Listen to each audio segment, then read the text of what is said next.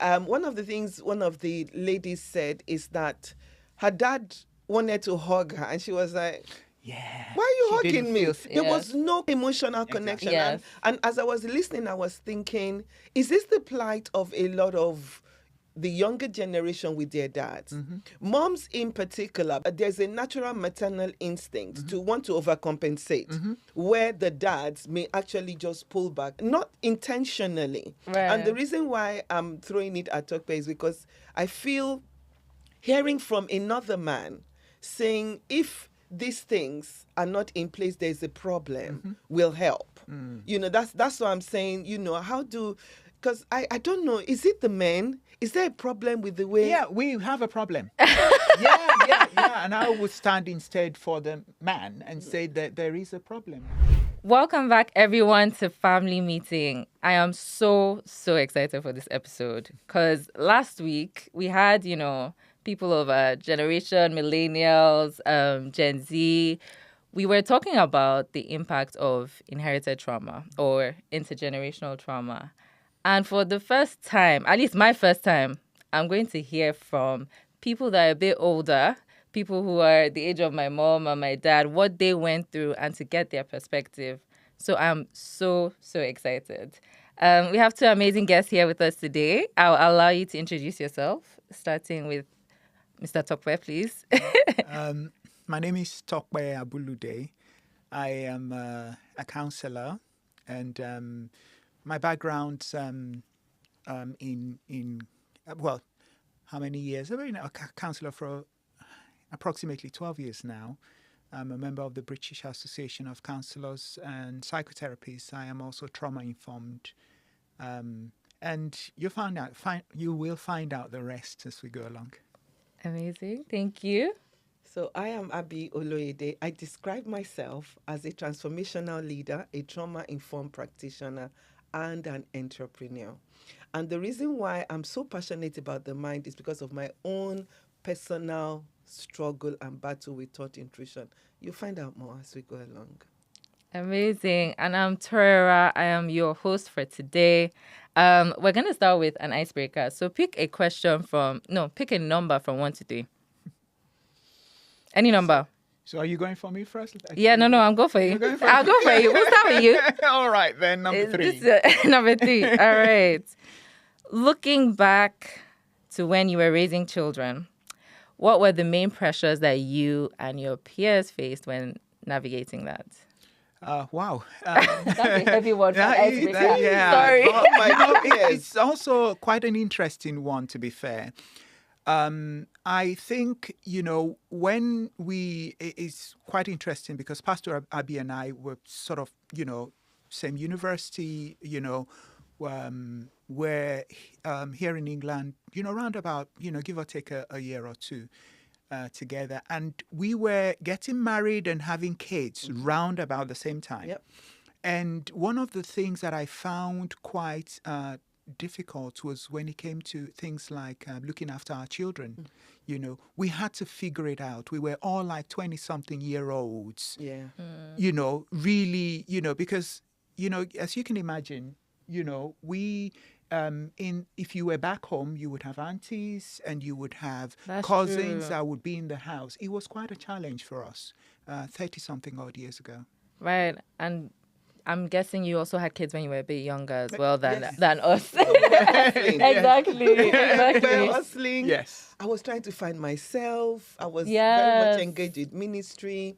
And so there was a lot happening, just like Tokpe has said, almost like in trying to really find one's feet, raising children, not understanding the educational system, not understanding the culture we found ourselves in. So it was really tough. It was tough. Okay. Yeah. So now you have to pick your own question. Okay. You can't exactly. You can't. I was just.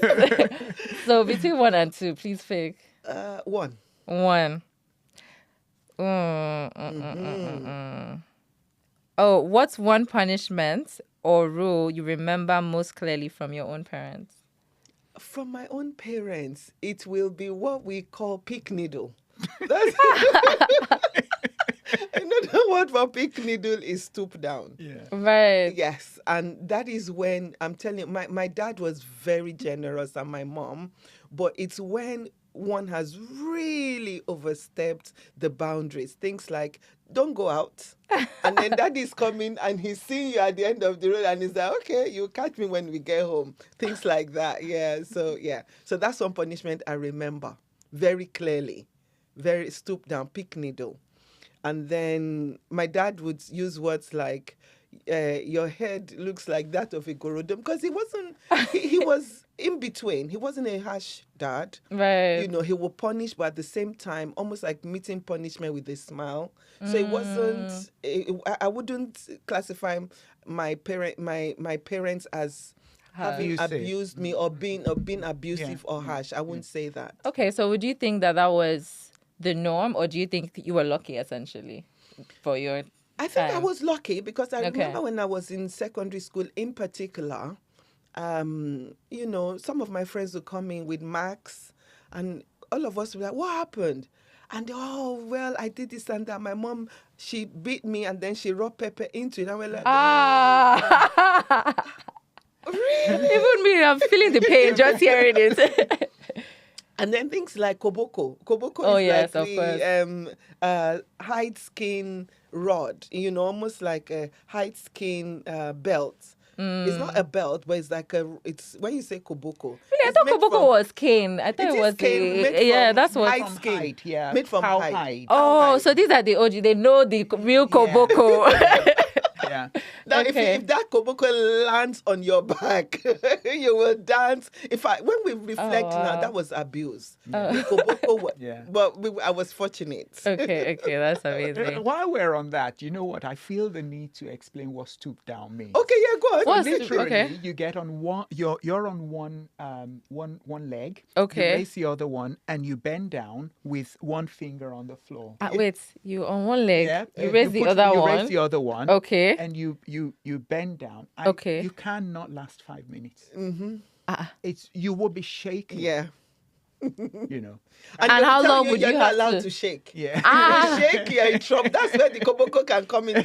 If you shake, you're in trouble. So you be saying, please, mommy, I have learned my lesson. I will never do it again. I wonder if that's what part of what made us resilient. I wonder. Those okay. I Okay. wonder. But so if you haven't watched episode 1, please, you have to watch it because there were some gems, real harsh gems. But I want to ask you, what did you, after watching that video, what are your reflections? How did you feel? There were so many things that if I was going to compare and contrast the way some of the way what they were describing and our experience, miles apart. Miles apart. Yes. Okay. In terms of maybe the punishments and stuff like that. That's off the top of my head. That's what I can remember. And then the bit about boundaries. How do you tell an African parent that, you know, mom, this is it, you know, don't talk to me, or your mom is talking to you and you're saying something like, mom, if you want me to respect you, she didn't say that, but I'm just using that as an name. If you want me to respect you, then you have to respect the way you speak to me. How dare you say You that? can't. That's automatic. That's Koboko.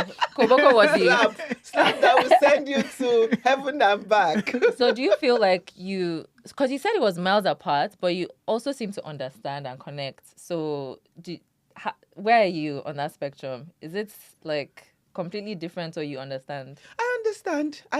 Because I have 2 young, well, I won't say young children, but I have 2 adults, you know, past the age of 21, and we have lots and lots of conversations. So I do get it. And we've had those conversations in my house as well. So I understand it. And I think one of the beauty of listening to your generation speak is the fact that they are really wanting to resolve this trauma and they don't want it to pass on. And at some point, that's the thing about trauma. At some point, somebody needs to say, this is it. You're not going any further. Exactly. And, you know, and once you're able to do that, you'll be amazed at the repercussions, the positive repercussions of that. Yeah. Exactly. Do you have any reflections on that episode? Yeah, I mean, if you remember, Yes, we we on were the talking. call, Yeah. the first thing I said was, it was brutal. Do you understand? But do you know what? I love it, and I am here for it. Okay. You know, I think it's a necessary conversation to be had.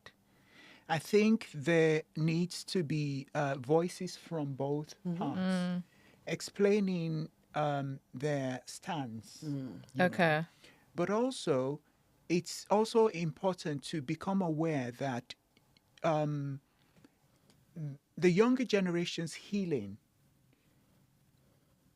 may not necessarily be contingent on, in some cases, may not necessarily be contingent on the older generation apologizing. Yeah. Right. Yes. You've got to take that for yourself. That's where your power is at. You know. So for some parents, some of us are a lot more self-aware. So Yep. your kids are going to come to you and you're going to listen. You know, that's in itself growth on your part as a parent. And I think that's the ideal. That's what I would wish for any child, for them to speak up, their parents to listen and think something needs to be done. How can I help my child stop hurting? Right. I'm responsible for what happened. But more importantly, I want to encourage any child out there who has suffered some form of abuse or, you know, generational, you know, to take the power by themselves and start to write their own narrative. Right. And it's not even big changes that you need to start with.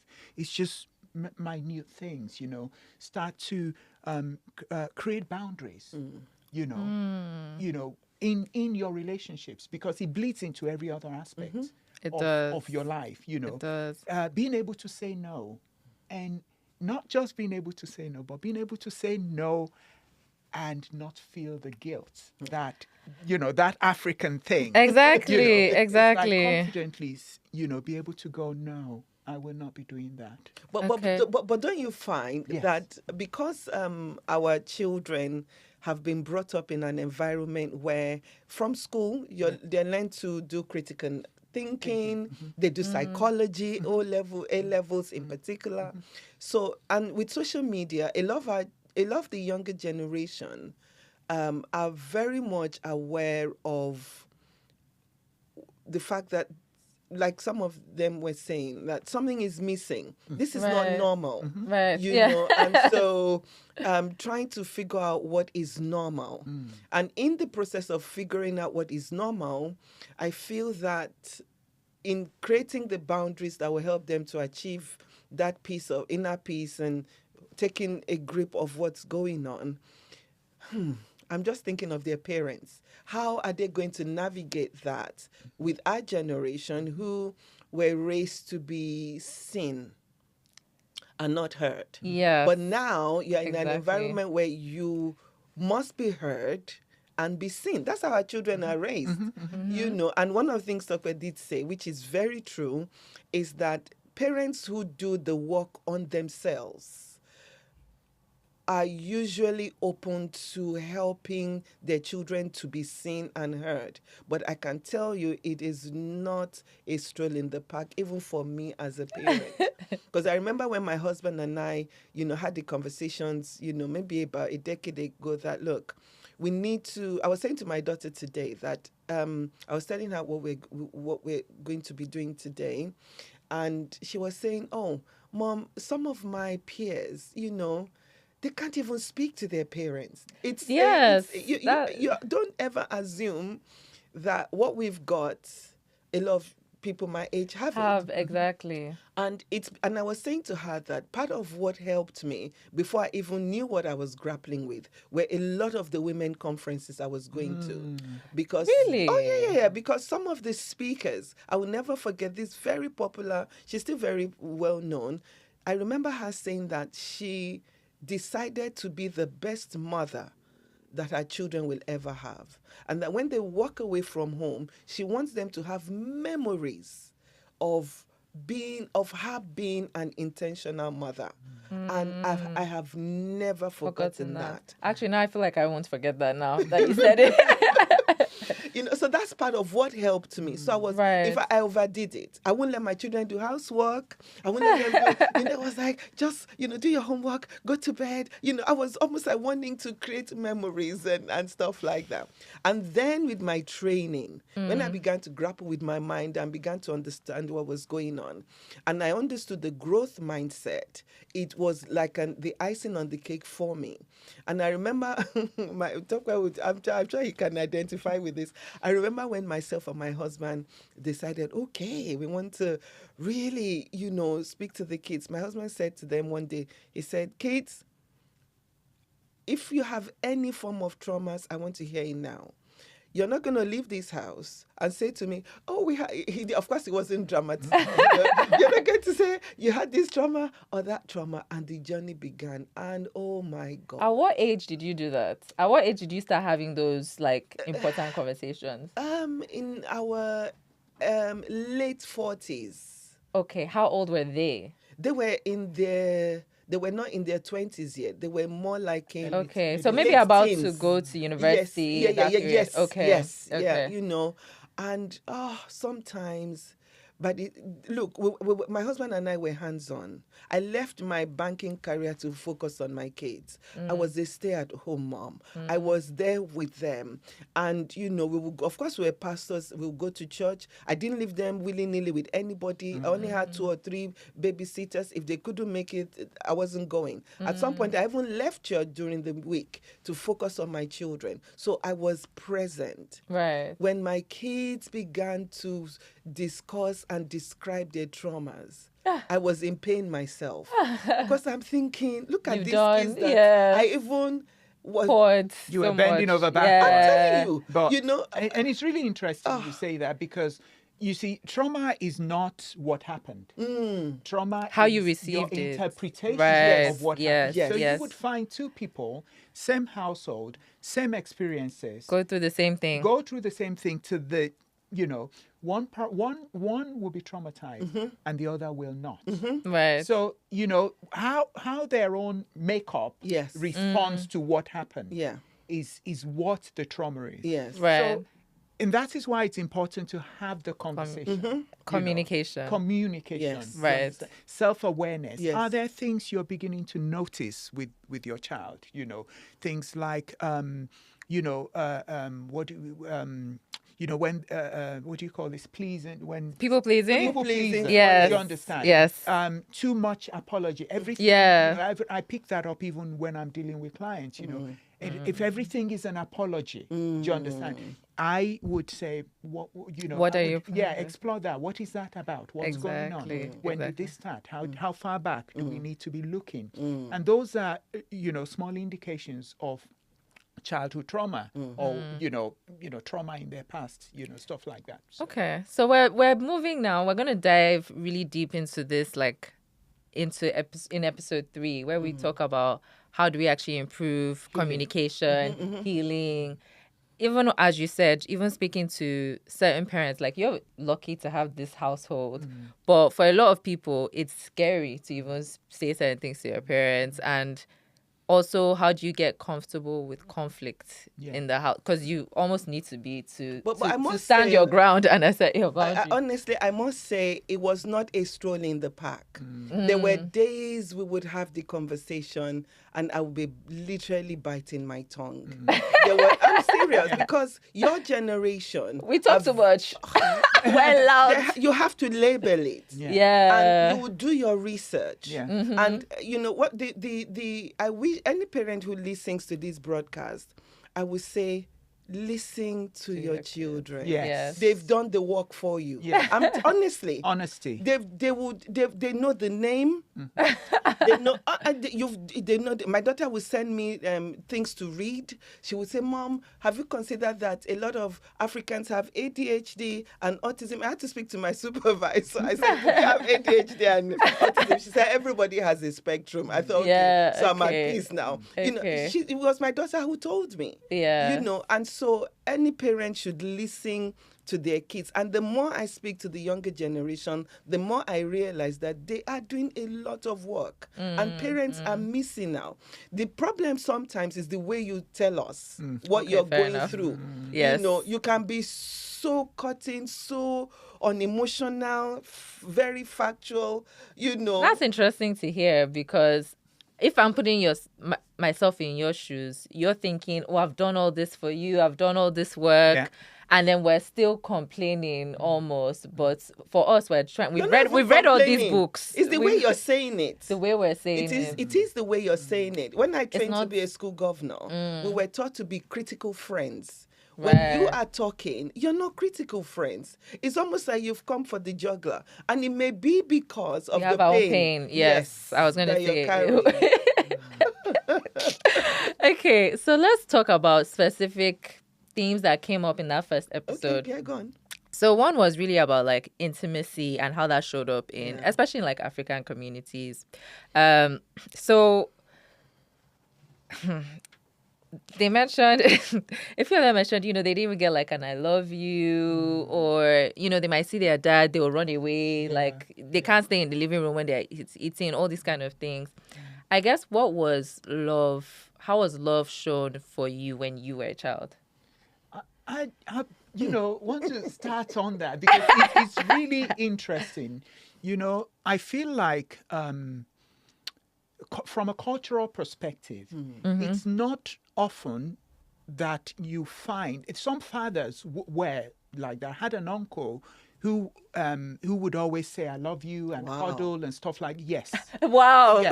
that's enough. Wow. And my dad, where he wasn't as much as my uncle, he was somewhere in between. And so okay. till today, my dad's 89, he will still call me my darling. Oh. Yes. You know, so I felt loved. Yeah. Right. But the others, I was able to also stay where I was and look and see what was going on outside, you know. And you know what keeps coming to my mind? As soon as I knew what I was going to speak here, have you ever watched Fences? Fence? No. No. Denzel Washington and Viola Davis. Okay. Where Yeah, I they- Those are watched key it. I names. watched it. So Yeah, now I remember. Do you I did. remember the scene where the son went to the dad, Denzel, and said, "Do you like me?"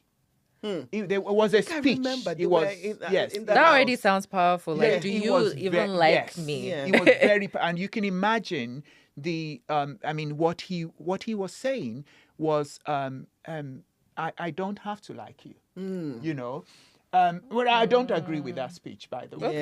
Yes, you know, but Yeah. it was very powerful. He said, so it's along the lines of, you know, your average parent thinks that the synonym for love is Acts of duty. service. Yes, Yes. duty. It's like, what Acts are of all the things service. I do for feed you? Yeah. I clothe you. Yes. I put a roof over your head. Go to the Yes. best school. Or you go to the best schools. I work 3 jobs to pay Yeah. these expensive schools you go for. Yeah. Right. If that isn't love, then tell me what is love. Yeah. I'm not. Yeah. I'm not gonko or absolute about Right. that. You know, because. You know, and you and I mentioned something like this earlier. Now, that may work for a homegrown African child Right. because you're being told this, you look around you, and that's what you see everywhere. Right. Now, these children we have here in the UK. in the UK are birthed here, and they what they know from because they go to these schools Yeah. and they see how their Caucasian friends Yeah. are being They're treated and held exactly, and loved, yes. everything. Yeah. They're like, I want some of that. Yeah, I want some of that. I Yeah. want a Yeah, it hug. looks nice, Do you understand? yeah. Why not? Yeah. Why wouldn't you want a hug? Yeah. Exactly. You know, and be told I love you, Yeah. and you know, stuff like that. And so that's what's informing the pain with a Right. lot of the younger generation. You know, because why wouldn't you? Yeah. You know, and like Pastor Abby was saying, both parties need to come to the table and ask for what they want. Yeah. You know, but I also like what you said, Pastor Abby, when you said that it's not just what you say, it's the way you say it. Okay. You yeah. know, I like Take that. that. I'll take But also, in the same way, I'm going to speak to the parents as well, because Yeah. I feel like some parents are not willing to learn. They're not willing to grow. They're not willing to move. If I'm Are being you honest, sure a it is lot that of they're them not have. willing to learn? Are you sure that they're not willing to grow or learn? Or some of them have unresolved traumas that they're not even aware of? And I agree with that. I'm sorry, And so- I know you want to No, jump in because right there. But what I would say to that is like, you're a big boy. Sort out your trauma. Yeah. because Yes, that's I love what that. think I we love need to that. do. I love and, that. and I agree with that. Yeah. I do agree with that. And one of the ways one can do that Yes. is think to yourself, how did I grow up? Yes. What happened to me as I was growing But up? that's if you wanted to do the work, which we're back to Exactly. what True. exactly. True. You have to want to do first You have the to thing be work. is open. The first thing is be open. Yes, be and- open, and do honest, the- and have the right conversations. Yes. Put yourself in places how. Do you know Yeah, what? These yeah, days I there like are it. just no excuses not to grow. There you have access to podcasts. You have Yeah, access yeah, to social media. yeah. Do you understand? Yes. What are the things that are triggering you? You know. Go on. I was just going to say, because I think that a lot of like parents, they have a fixed mindset. And I think it's very much, it's easier to be more comfortable in what you know. So even if you're It's safer. dealing with, yes. It's safer. So even if you're acting in a way that's harmful or, you're like, why did I react that way? It's harder to do the work. Yeah. Oh, absolutely. And ask the Some of questions them are than not to... even self-aware. And my friend Tokwe, that's one area of expertise he has as a counselor, because self-awareness really and truly is the foundation for growth. Yes. Yes. No self-awareness, no growth. I mean, this is, again, it's bordering on episode 3, but how do we cultivate self-awareness? How? Tokwe, I wonder if we should actually look at how do you know there's a problem? Because some people genuinely, sincerely, and honestly don't even know that they're living their lives from a place of trauma and they're messing up their kids. Okay. Yeah. I want to go back to that question. you Okay. asked. How do we know there is a problem? Yes. If you're not speaking to your child, there's a problem. Thank you. If your child That's a good one. shouted at you, there is a problem. Right. If you cannot have a conversation with your child, there is a problem. Yes. I could go on. Right. Please go Okay. on. The reason why I wanted to That's go really on good. is because one of the things I've found Yeah. is that men in particular seem Yes. to struggle with this, because when I was listening to what was being said, Yeah. one of the things one of the ladies said is that her dad wanted to hug her and she was like, Yeah. why are you She hugging didn't me? feel safe. She Yes. didn't even, there Yes. was no connection. There is a problem. No emotional connection. Yes. And as I was listening, I was thinking, is this the plight of a lot of the younger generation with their dads? Moms in particular, because we're naturally maternal, there's a natural maternal instinct to want to overcompensate, where the dads may actually just pull back and like, you know what, and not intentionally. Right. And the reason why I'm throwing it at Tokpe is because I feel hearing from another man saying, if these things are not in place, there's a problem, will help. That's what I'm saying, how do, because I don't know, is it the men? Is there a problem with the way? Yeah, we have a problem. yeah. And I would stand instead for the man and say that there is a problem with the men. I'll actually say from my experience, I remember when I was maybe 16, 17, I was in university and I'll email my dad or maybe message and I'll put XOXO. And he always crack a joke that, is he my boyfriend? Oh. Why am I putting XOXO? Eh, And then I remember very clearly when he even started saying, I love you. Because that was very much into my 20s.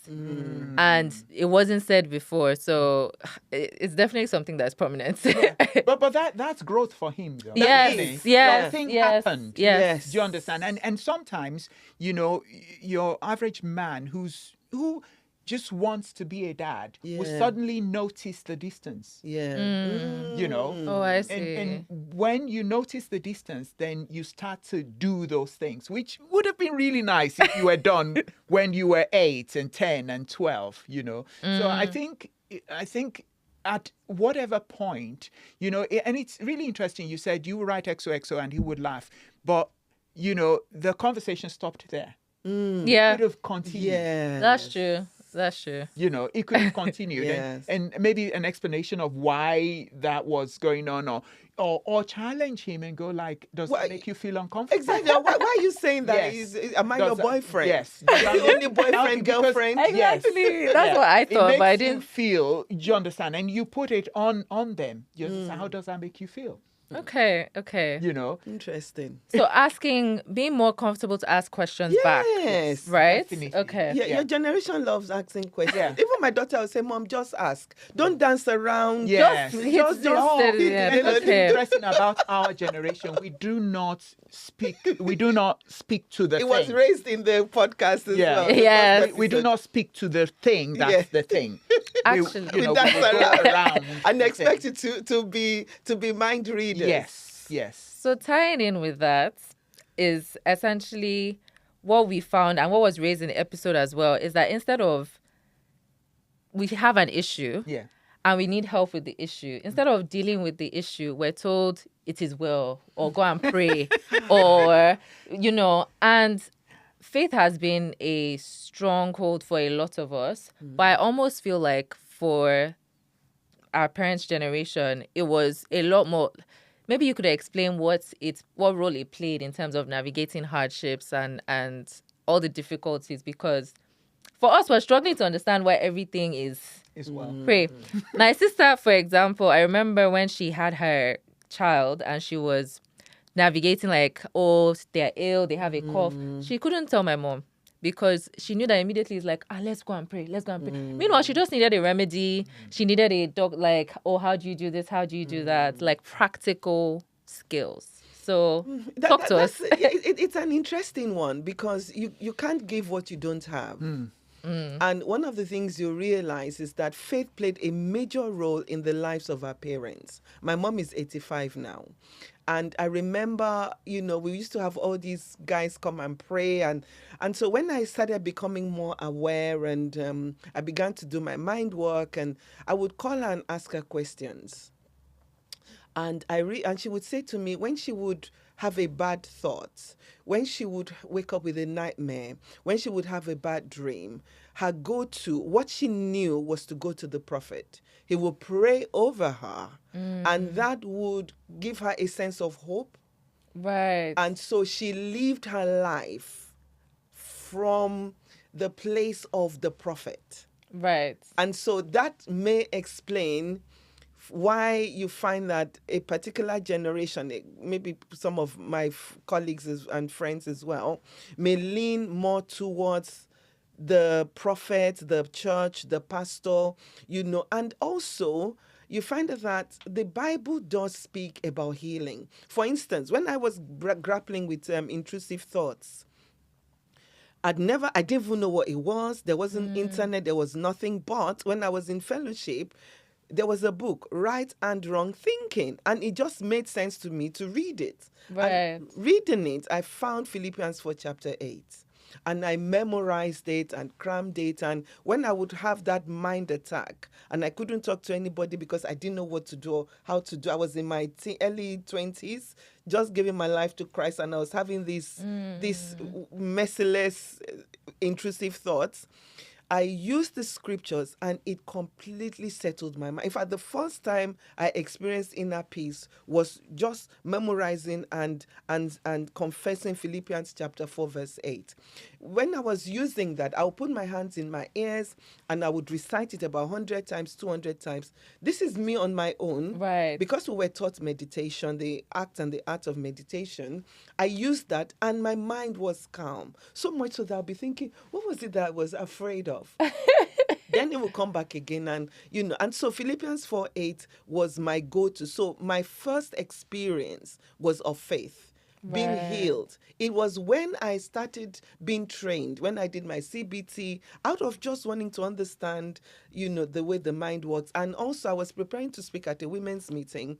The internet had become a thing then. And don't ask me what I Googled, but when I put something in Tokwe, it came out with what I was battling with, had a name, and it was intrusive thoughts. So I now Right. began to use psychology and research to manage my mind, so Right. that my being a CBT practitioner came out of that. And then also trauma. When my friend, say, hey, Abby, you've done CBT, come and do trauma. It's been the icing on the cake. So what you find is a lot of my generation would have experienced the faith healings. Even my younger brother was healed, even though it wasn't, it wasn't, it was a spiritualist church and all of that. And we've come out of that. He was healed. So you find a lot of our parents went through that, and there's still a carryover. And in the 90s, what did we know about therapy? Yes, If some of the things that now we know, oh my God, he should have gone for therapy. She should have. We didn't know any better then, but now we know. And that's why I like what Tokwe was saying about the growth mindset. Yes. We're in this era now where there's absolutely no reason and excuse for you not to grow. How do you feel about like religion? How was that? How can you maybe expand on any hardships particularly? Well, I think for me, part of what started my counseling journey was that I remember, back in the days, I knew there was something in me that was a counselor of sorts. Right. Because even from a very young age, I was the go-to person, within my friendship group, within church and stuff, what do you think? What do you think? So, and I remember thinking that, okay, I was going to join the counseling department. And I did. And it just didn't sit well with me. I just felt like this is don't throw a scripture at someone and tell them to, send them on their merry way. Right. And I started to, again, we're talking about this growth mindset. I wanted to know more. I was like, what's going on? And I used my faith to understand psychology. Right.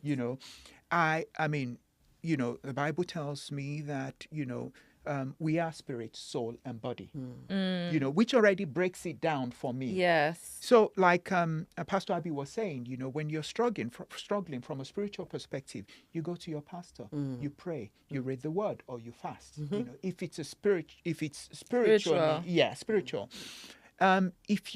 If I get up here, knock my foot on something, and then I start to bleed, you go to your doctor. Exactly. Don't call Pastor Abby to start praying on the gash on my, she'll probably laugh at me if I did, But these are things that yes, like our parents would do, really. Do you see So what I'm saying? it's like and so we and the third one is if you've got a soul. A problem with your soul area, which is, to do with understanding emotions and stuff like that. What you should do is seek therapy for Right. understanding Right. of what's going on. Right. Because there are things that you can do to mitigate those things that we're talking about. Right. Right. So in the same way, I think, like I said earlier, the best situation would be for I don't want to say your abuser, but the person who caused you pain, Yes. to take responsibility. Yeah. But you've got to take that power to start with and go like, just in case, just in case. And I do encourage my clients to, and some of them say to me, I don't need to do that, interesting. Yeah, they don't need to do that. Or I saw them at a family gathering and I knew they didn't have that power over me anymore. Okay. And then they will take their own power back. and heal Right. as a result of the work that they're doing within themselves. Yeah. Right. So yeah. Okay. Okay. Yeah. And another thing that if you have from the first episode we were talking about was that we felt a lot the pressure to be successful, to be strong, to like in fact the only emotion we can show is that we're happy. Yeah. You know? Yeah. And I guess I want to understand, and also is it the 3 or 4 careers that we had? Yeah. Lawyer, doctor, Yes. engineer. Yeah. So I guess, where did all these expectations come from? Like, why? Yeah, where did they come from? Yeah. I think, I think as a parent, we want our children to do well. We want them to be self-sufficient. We want them to maximize their skills, their abilities, and their potentials. Who defines what doing well is? Well, from a cultural perspective, it depends on the culture we're in as well. Because growing up as well, I mean, we're from a culture where, especially the I don't want to go into the tribes. There's Right. some tribes that are very hot on academics. There's some who are entrepreneurs. Right. So depending on where your tribe fits in, you may find that your parents have a particular mindset, to encourage in that direction. My parents were not. For some reason, my dad and my mom... You Got it real good. Yeah. my mom, they were Wow. just like, whatever course you want to study is fine, and things like that. Even now, I can't. Honestly, whatever course you want to study is fine. And, what we can do is once you finish, I remember when I finished studying, my dad was like, no, he had passed away then actually. So it was my mom. She was like, oh, okay, I have this uncle and auntie, they work in the bank. So let's see if we can get you in. That's what they would do. And then you start on your journey. And then the next thing is get married and have kids and repeat the cycle. So there's that. It's just that expectation, societal expectation. You see, sometimes I feel like it's ego. I feel like there's a sense of, There is ego. I need to To an say that my extent. children I are agree doing with you. this and doing that. I think and that doing comes that. later. Okay. No, actually go on. not. I think it's there. Do you know what? There's an experience of a friend of mine who told me this. I was so pained when I heard it. Wow. So she said she went somewhere and this auntie, was asking her daughter who was stood beside her. So, what is it you're doing? And she said, and I'm sure the younger generations you had would really Understand. get excited about this bit. And so, what is it you're doing? And so this girl says fashion designing, and she said, you know that, Oh my you God. that. I said, what are you going to do with that? Do you understand? I'm going to be able to eat and put food on the Yes. table. Like that. And I think we, as parents now, we need to learn, we need to grow, and we need to get to a point where we just want our children to be happy. And do Yes. yeah, well, maybe Do well, yeah, but just, be happy. see, can you see that thing? Do you understand? I would rather have a happy child. Child, Do yes. you understand? And it's like, billionaires are committing suicide. That's because they're true. not happy. That's true. Do you understand? I mean, this whole economic thing is Yeah. really linked into that kind of economic deprivation that Okay. we had. Do you understand? And maybe, to an extent, we were sold a lie. You need to do these things to secure your future. Do you understand? Yes. And Yes. you see, even now, the narrative for that is changing. Yes. Because someone's going to get on social media and have the world in their hands. No, honestly. No, it is happening. It is. Yes. It is happening. Yeah. So basically, all those things that we were forced into Yeah. was... But I It's think not- I don't know about you, but I'm seeing that there's a shift and a change. Yeah. Because you'll find some 16-year-olds who from the age of 16, they've been doing makeup, they've been in the beauty Yeah. industry, Yeah. they've been doing fashion, now they're in their Yes. 20s, Yeah. they're Yes. the top of their game, Yeah. they didn't go to university, Yeah. and stuff like that. Yeah. It's changing, but it takes I think, for a lot of parents, Yeah. when they see that their 16-year-old at the age of 26, 27 is now at the top of their game, Then they're proud. then they're Then when you've made it and reached that level of Yeah. acclaim, then you're proud. Even fashion designer, once you're working in, you have Vogue features, Yeah. of course Yeah. you're. But before then, Yeah. there's a struggle. There is, and I like something Tokwe said that I'm thinking about is there's I think under the emotional well-being, your ability to generate the feel-good factor. And I remember there's a phrase there that says that now research has shown that happy people contribute more to the society. I see that though. Yeah. So I when see you are that. a lot happier, your creativity juices are flowing. Mm-hmm.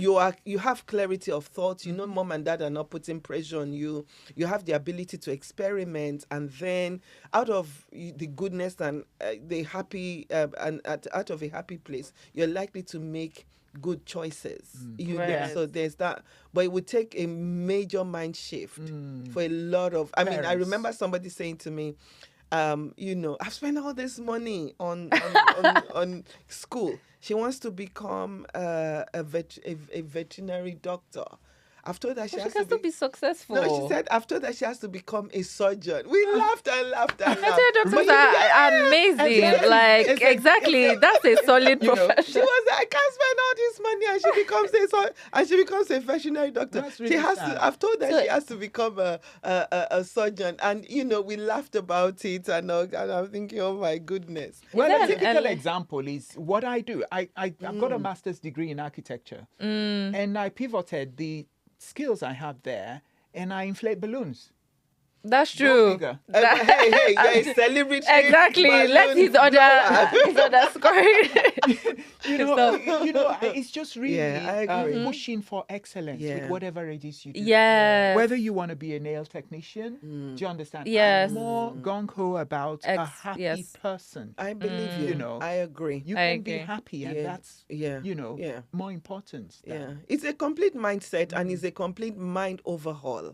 Is it- And as we're thinking, I'm reflecting on the fact that what the average parent wants is for their child to be in a good place. Yes.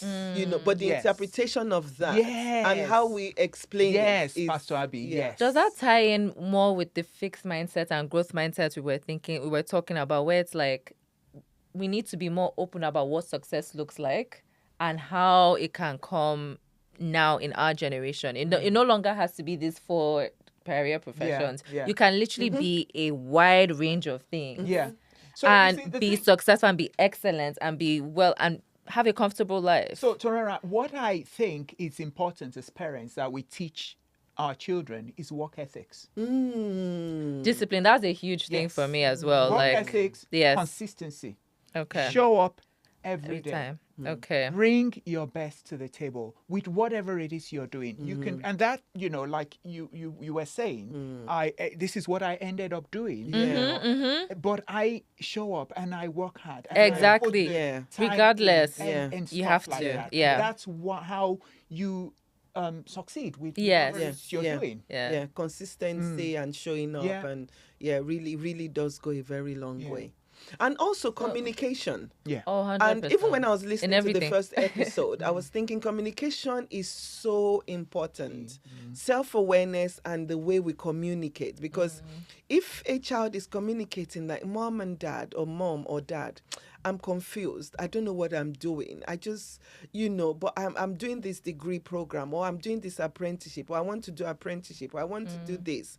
And there are conversations, and like Tokpa is saying, You find okay, out whatever more. you're doing, work ethics is important. You have to show up. Exactly. Consistency is important, and all of that. Be focused. At least do this for a whole year, Exactly, guiding and exactly. stuff like that. Then I feel it would go a very long way.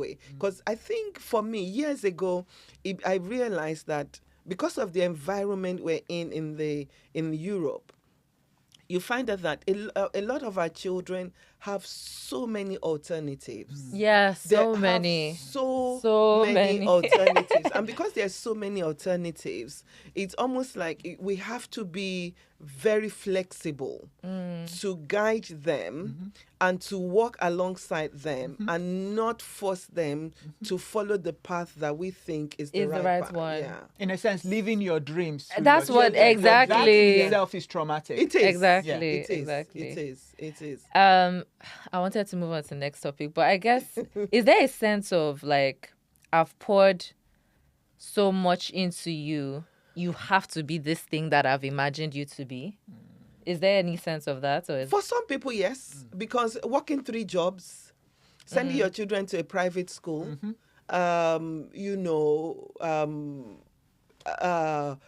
giving up your career, Yeah. or doing moving to a particular area of moving town, to a private Yes. so they school, can go to a particular school. Yeah, All yeah. of those sort of things Yeah, can be hard, discouraging and heart-wrenching when they turn around and say they want to inflate balloons.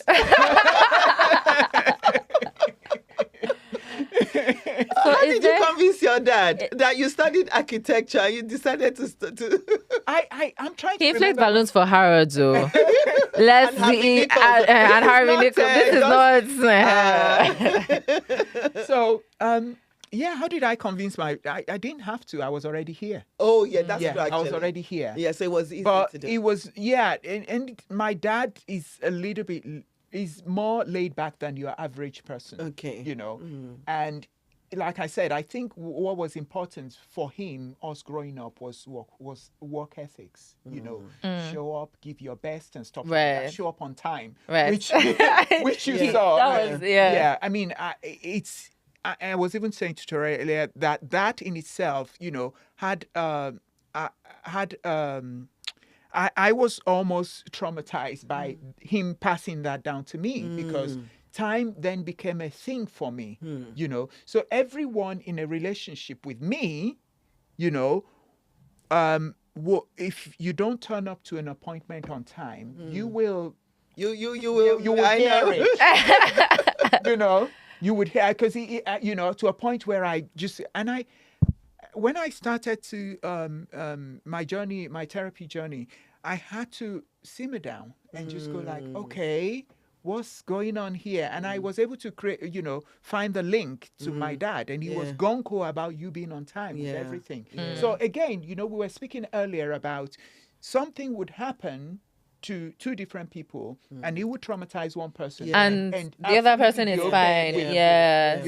Yes. So this is where we make our choices. Yes. At a This is where certain we point, you have to take take the accountability. Exactly. Take your power and decide which way you're going to go. Maybe I should say this. As somebody who runs a nursery, one of the things I found out is from a very, very early age, you can tell which direction a child is going to lean towards.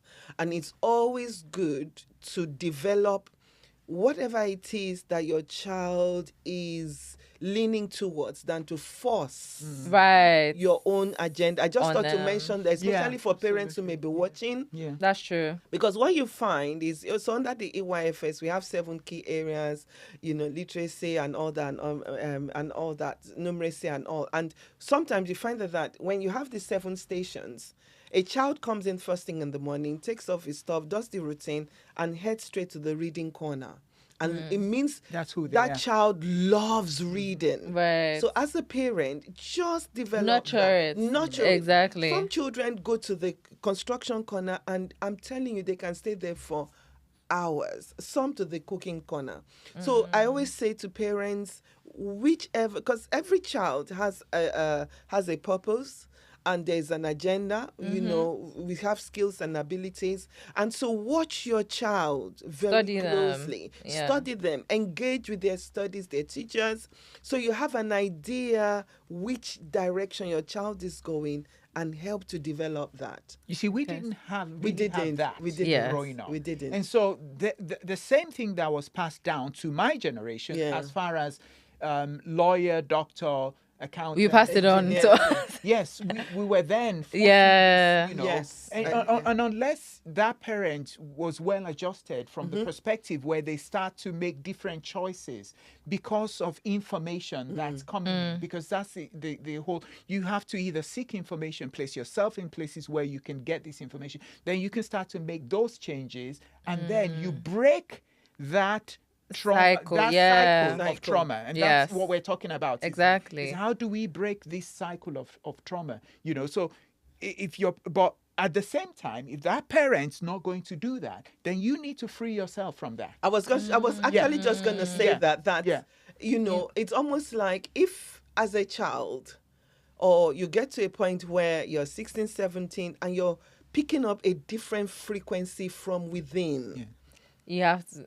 you have Run with to it. you have to run with it. I remember when my daughter gained admission to study biochemistry at Imperial College. Who doesn't want to go to Imperial College? Do you know she went for 3 weeks And she said and no. she said, "This is not for me. I'm missing psychology."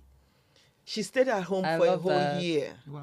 Oh She wow. so she had to redo the whole thing, applying to uni after 3 weeks. And actually they told her at Imperial College that if she had come maybe the first few weeks, by the time she approached them to say she's missing psychology, the psychology department was completely full, so they could not offer her any space, and we just said that's fine, stay at home. And she stayed at home and all of that. And what she did, it was a painful thing because go I and do can biochemistry. I imagine. think you can do masters in Psychology, psychology. yeah. And she was like, "No, I'm not having it." So what she did was she took her power back. Yeah. But it took her being, it's because she's partly stubborn. She's Yeah. taking after me. I'm serious. Yeah. I'm the because same for way. some other children, they would have gone to do biochemistry and maybe And halfway then- through they just would give up, or or Yeah. some may even do it, and in the process resent their parents, and And a lot that's of what things we're happen. talking about. And that's what we're Yes. talking about. Because what if she had gone to do that because, she didn't take her power.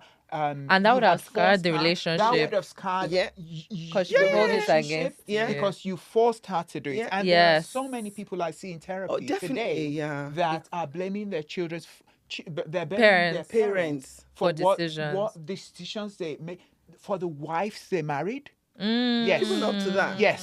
For the wives they married, things like that. Right. Yeah, so it's almost like being, and one of them mentioned it. I think one of the girls mentioned being able to take your power back. Right. And it's just how it's being able to do it sensitively. Yes. Of course, at that time, my daughter was like, I miss it. I'm really missing psychology. And also, as parents, we were at a place of really hearing our kids. Right. That, what, we really want to have a wholesome family. We didn't want trauma. So Yeah. my husband and You were I intentional. also, we were growing enough. We were grown enough to allow them to be, or allow her to be, and so she chose her path. If it was another family, maybe it would have been war. So for anybody who is It would have listening, been war. for anybody who is listening, if you really can pick up that vibration of frequency, you want to go with it, but at the same time, you want to find a way of communicating what you're picking up, and find an auntie or an uncle or somebody within your sphere that you can speak to about it, and then allow them to, support you in that journey. As I'm reflecting, some of the girls who actually have, at the age of 16 or 17, said, that's it, I'm going into the beauty industry.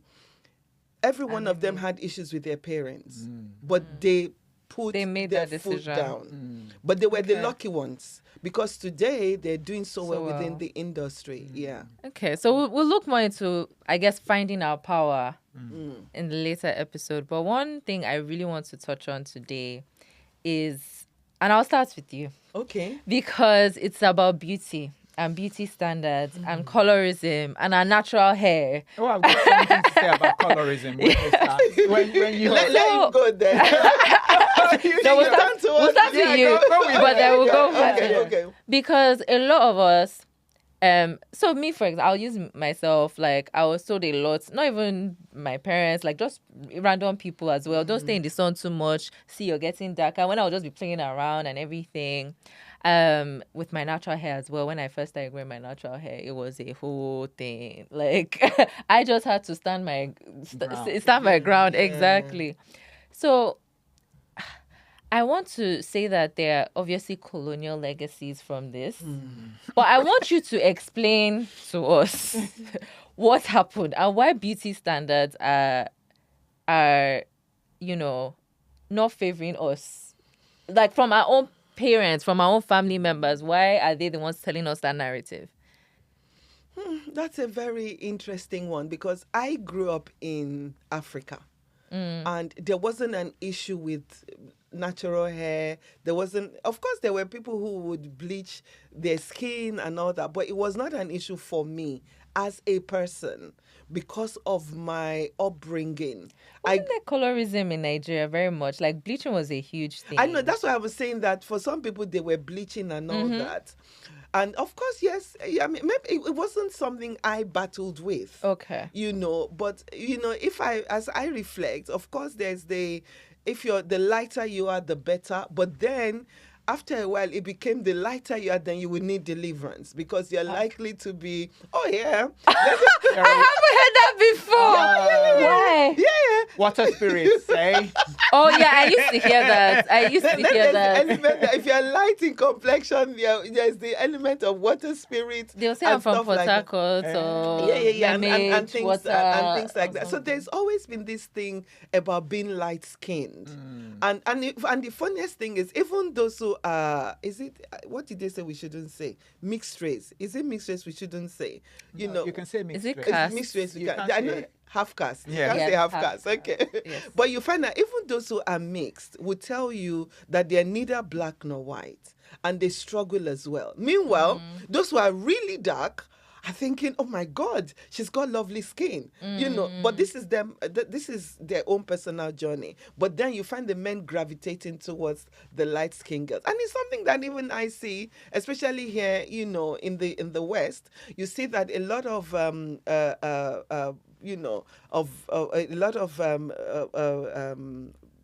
children go for light-skinned, girls, or they marry into other cultures. And you wonder to yourself, is it because there is this thing? A lot of the footballers that you see, it's very common. Hey, That's controversial. That's a whole other podcast.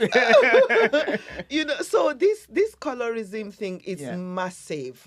I remember even my son, when he was here, he would say to me, "Can we change my name from this African name to something that people can pronounce?" And I didn't get it. I'm like, what's the big deal? Proudly African, but with time, as I began to speak to other parents, and that's the beauty of being in a community, we began to realize that we were in predominantly white areas, like Tope was saying, we moved because we wanted, to give them the best, and so you find that because of that, our girls were beginning to notice that all their friends had straight hair. They wanted straight hair. They wanted, so there were so many things that I began to. This was even from primary school. What I want to understand is why our parents, why our aunties and uncles also perpetuated that narrative. It's one thing to get it from the outside world. Yeah. It's another thing to get it in your house. The one in your house has to do with insecurity. It has to do with insecurity, to be honest, and low self-esteem. And when we, like Tucker was saying, when we really go, and that's why the trauma work, I love it. Because trauma seeks to go to, why are you presenting with this?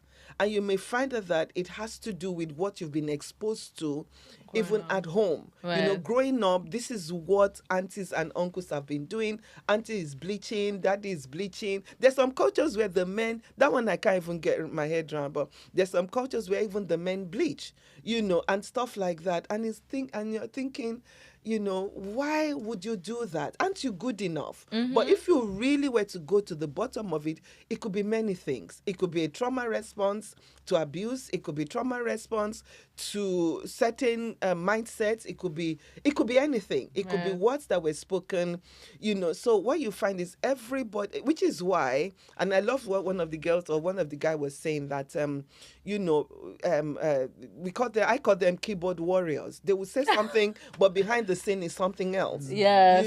So you find that sometimes people put this foot forward, and that's not really the issue. There's something else in their bonnet, and so you really have to be very careful to go with what you believe to be your own personal conviction. But when it comes to this thing of wanting to perm my hair, I'm not proud of my skin color and all that. I believe it's to do with the culture, it's to do with the society that we're in and what is being perpetuated before us. Even movies. You watch some movies. That's true. And you So see- even media. Yeah. Even media, there's Yeah. an element of media influence as well in that. You were going to say something. Yeah. You had Well, a what we get to lot. add. I had a to say. thing. I had a thing. So, the first thing I'd like to say about that, it's that issue is universal, Right. and I think, you will find it in the Indian culture as well, where the lighter-skinned Indians are preferable to the darker-skinned ones. So there's a caste. Yeah, there is. in the Yes. Indian community. There is. Yes. And it's also in America as well, amongst the black. There's Yes. someone who we both know, and I will tell you who it is later. She was told, we both know the mum. She was told, the daughter was told, oh, you're quite pretty for a darkie. Wow. Do you see that? Yeah. So That's actually something that was said commonly. Like you're Really? you're pretty. Yeah, you're pretty for a dark, yeah, dark. dark-skinned Yeah. girl, yeah, Yeah. yeah. So they said it to her, and I'll tell you, I'll tell you who it is. It's Our interesting. children know. Yes, but a lot of I'm quite passionate about the whole idea of identity. And that journey starts from the home. It does. If you can teach and reinforce your child's identity from a very young age, and I think this is why I want to speak to the younger generation Yes, of mostly. Try to work on your kids from a very young age. I remember, I think it was my first daughter that made a comment once. And she wanted, something to do with blonde hair and stuff like that. I bought magazines Right. of beautiful black women, Okay. and let her see it. If she watches this podcast, this is probably the first time it would occur to her. But that's what I did. Just to Yes. show her that beauty has many faces. Yes, that's a key. Yeah. And, to tell you my story, you can see I'm quite dark skinned. No? Melanie. I didn't notice. Yeah, I didn't. What do you mean? This is something I'm very proud of. So I did not know how dark skinned I was until I went to secondary school. Okay. I didn't. Because I grew up and I said to someone, I was writing something about my mom very recently, who she's passed away now. She's gone to be with the Lord. And I always felt that she made me feel like I was special. Now the thing is, and I say this to people, it's not, because you can do this to a point where it feels like the child could grow up to be narcissist. Yes. That's not the point. She made sure to teach me that I was not more special than the next person, Yes. but also the next person wasn't more special than me. Okay, that's know. beautiful. And so I would hear there were so many tags used to the color of my skin. Whether it was, and for the Yorubas here, you would understand when they say "aduma don," Melanin beauty. that kind of thing. Right. Like, so I heard all of that until I was 11, Right. and then I went to boarding school. And I then you was called realize. oppressed. Children. Oh my God. Children, teenagers. Oh, are wow. brutal, Very. And that was the first time I heard a derogatory reference Remark. to my coloring. Yeah. Okay. And so, when now we're here and you hear all the racism and stuff like that, it doesn't really hit, because in my mind I'm like, I've also had to go through that. Yeah. Yeah. But the teachings, my mom, she was an educator as well. Okay. Yeah. The teachings, and she studied psychology, child psychology. Yeah. The teachings she grounded me with stood me in good stead Right. to fight. Right. And I did fight. So one thing I'm hearing is that parents, you have a huge role to play. You have a huge role to We play. do. We do. And But yeah, okay. We do. We have another episode. Let me We have another quickly, let me episode. wind Okay. down. The reason why we do is because as parents, we are your first experience of what a family should be like. So we're your first mom, we're your first dad. Yeah. And so whatever it is that you see in the house or experience with us can really, it's Set the tone. It can set the tone, and it's our inner voice as well. It's you know, if you're told from young that you are amazing, you're special, you're this, you carry that with you. You know, and conversely, if you're told you're nothing, you know, it's hard to reshape those voices. So we are coming to the end of our second episode. Thank you to our guests.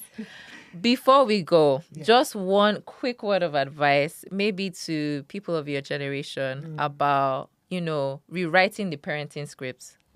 What does that look like? What's one thing they could do differently? I think for me, what I would say is that you were raised, no matter how positively you were raised, there's still some broken elements, either at school, either at work, you know. So you have some residue. Every one of us has residue. And no, I'm just saying it so that you don't say, that's their own daddy. I know us, you know, we get each other, right? You know, so there's something in you.